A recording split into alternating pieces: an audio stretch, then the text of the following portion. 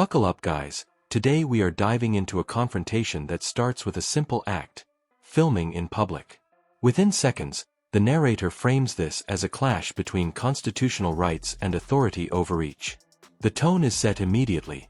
This isn't just a casual encounter, it's a test of how well rights hold up under pressure. You can already feel the tension brewing as officers are described as making demands backed by the threat of arrest. I started walking around the back. I told him it's federal property. He couldn't go back there. Safety issues, stuff like that. So now he's in there taking videos of customers. It's a privacy concern. People have got the addresses on their stuff, possible payment information he could be getting. Okay. So I just... If you guys want him gone, Yeah, I don't want to. You want him trespassed? or just leave the property. Okay. So you can't take my picture, I'm in the witness protection.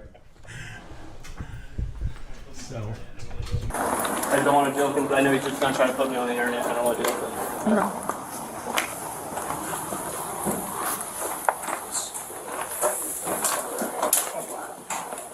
Hello. Hey, how you doing? Very good. I see.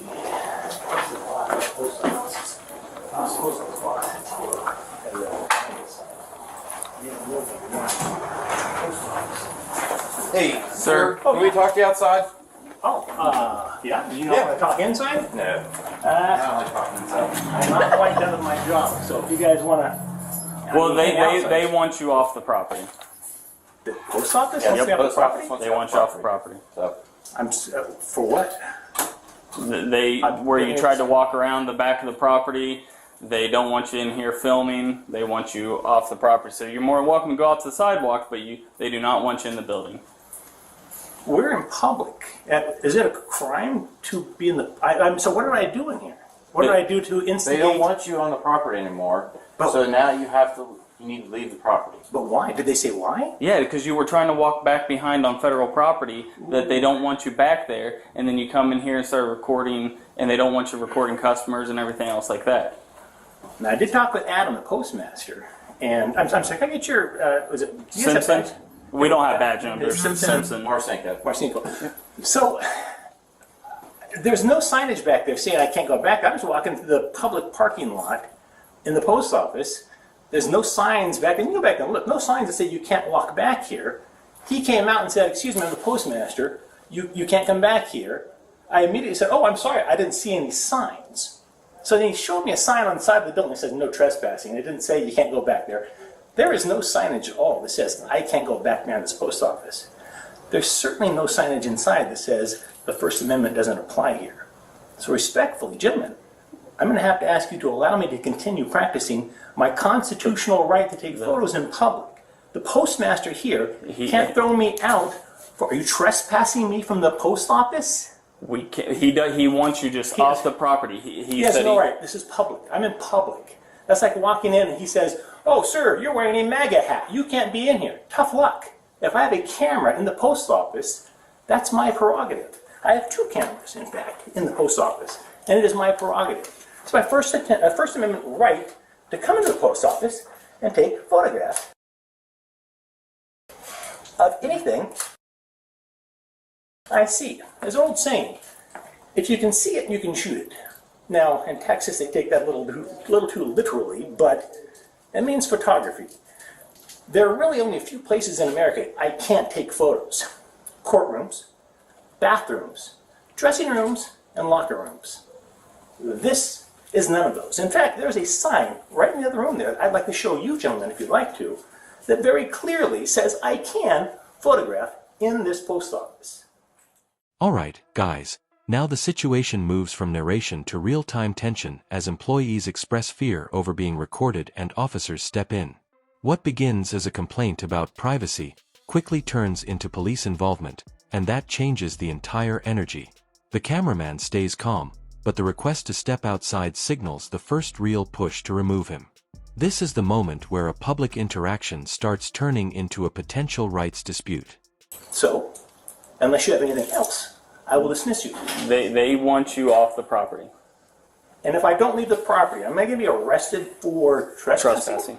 So you arrest me for trespassing Yep. if I do not leave this post Yep. office. The postmaster wants you off the property. May I have your supervisor here, please? I am the supervisor. So, to be clear, you as a supervisor, you are telling me that if I don't leave the post office simply because I was taking photographs, then I will be arrested. So I'm leaving under threat of arrest. Is that clear? Based off of that, the postmaster wants you off, and if he signs a trespass notice and you refuse to leave, yes. Have him you sign will the trespass notice. Okay, we will. And I would like to have your supervisor here, sir, because you're making a grave mistake. This is my constitutional right to take photos and videos in public. Constitutional right. It's in the First Amendment, sir. And the fact that you're trying to tell me I can't take photos or videos in public or I will be arrested is an absolute outrage, and it will not be accepted. Absolutely not. So you might want to contact your boss and tell your boss I'm about to trespass a man from the U.S. Post Office for taking photographs. Okay. See how that goes over. You're inviting a big lawsuit on the city of Athens. I'll tell you that right now. Okay. Big mistake, my friend. Okay. Buckle up, guys, because this is where the legal chess match begins. The officers claim the post office wants him gone, but the cameraman immediately asks the key question: what crime has he committed? That simple challenge forces the officers into a corner where they rely on vague authority instead of clear law. You can feel the shift here. This is no longer about comfort, it's about whether exercising a right can be treated like a crime. I suspect these ladies over here probably agree that the First Amendment kind of overrides the hurt feelings of the gentleman inside. You're law enforcement. You are not feelings enforcement. It's your job to enforce the law. I'm not breaking the law. And I'll be damned if I'm going to have you turn my constitutionally protected right into a crime. Shame on you. You took an oath to uphold and sustain the Constitution, and you were here trying to violate my constitutional rights. I will not stand for this, sir. Okay. Do you have any other identifying information other than T. Simpson? No badge number. Is there something you have a card? We just don't have that big of a department to where we. Is your camera recording, sir? Yes, it is. Okay, good. I'm going to get the copy of that as well. Okay. Catch a little conversation with Adam in here, who thinks it's a crime to photograph things in public. Unbelievable. You guys got some nerve. Been in this town for 10 minutes. I'm being told I can't take photos in public. Unbelievable. And when I'm done here, you and I can step outside and show me where it says I can't walk back behind this building. Show me where it says that. Okay. All right? Alright, guys, now you're watching someone who clearly knows the rules stand his ground with calm precision. He explains the lack of proper signage and reminds them that photography in public spaces is protected. Instead of raising his voice, he raises the Constitution, and that changes the power dynamic.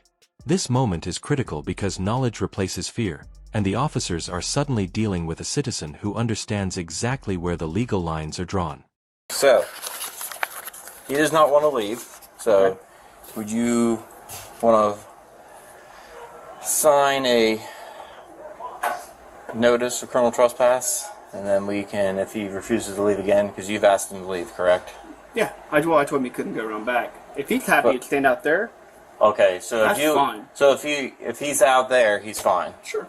He just can't come in here. We're doing retail processes. I got payment information, address, stuff like that. Okay, So, okay, but he's okay. as long as he's not bothering my customers, I don't care. He just can't come in here. We're doing retail operations. Okay. That's supposed Is there a to sign in here that says that he can photograph in here? It's some federal statute. They got like a whole YouTube channel. They literally just drive city to city and do it. Okay. But he's okay to be in there. Sure. Okay. He just tries to get a reaction out of people. I know he does. I know he does. But so to be clear, do you want I don't him to want to do that be? because he's just gonna put that online. I don't want to do it. Okay. But as long as he stays out there where we're not doing transactions and not bothering my employees. All right. Well, the thing is, so if he's out there, it is what it is. Yep. So if somebody's out there filling out paperwork and stuff like that, and as long as you say he can be out there, I mean, it's kind of hard for us to enforce something if you're saying he can be out there. Okay. Yeah. So, I mean, I'm more than welcome just to be like, okay, man, I talked to the postmaster. He said just go ahead and you can be out here, but you can't go in there. So, So it's up to you.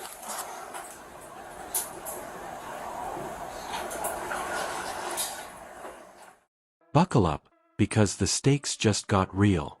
The cameraman asks directly if he will be arrested, and the officers confirm that arrest is on the table if he doesn't leave.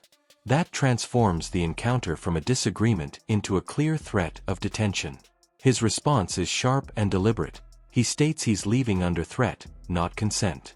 This is a pivotal escalation where accountability, lawsuits, and constitutional violations are no longer theoretical. They're being spoken into record. Adam, sir, you are trying to violate my rights. I'm You're not. robbing the Listen. police to do so. Listen, let's go back out here and talk. If I don't go out there to talk with you, are you going to arrest me?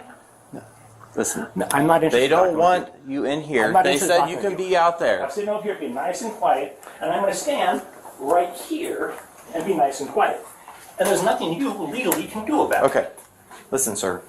They said that you can go out there and you can film all you want. Right here. Adam, you might want to read this, pal. It's called Poster 7. Right there on your wall, it says I can take photographs and video in here. I'm staying here. You have a copy of that? You might want to call somebody because you're about to invite a serious lawsuit on yourself, my friend. I'm not going anywhere. The First Amendment is more important than your feelings. It's called a wambulance, not the police, pal. Your feelings. The postmaster says that he can be out here and record, and that's all. It's fine. He's just gonna. They don't want him in here. Okay. So. Nobody, no, come way over here with an iPhone. Really? Adam, come on. You got an iPhone, please. Alright, guys, this is where the momentum flips. Behind the scenes, the postmaster softens his stance, and the officers realize the ground beneath their authority isn't as solid as they thought. Without a signed trespass order, enforcement falls apart, and the cameraman calls out what many viewers recognize as the walk of shame. The encounter ends not with handcuffs, but with retreat, proof that knowing your rights can completely change the outcome of a police confrontation.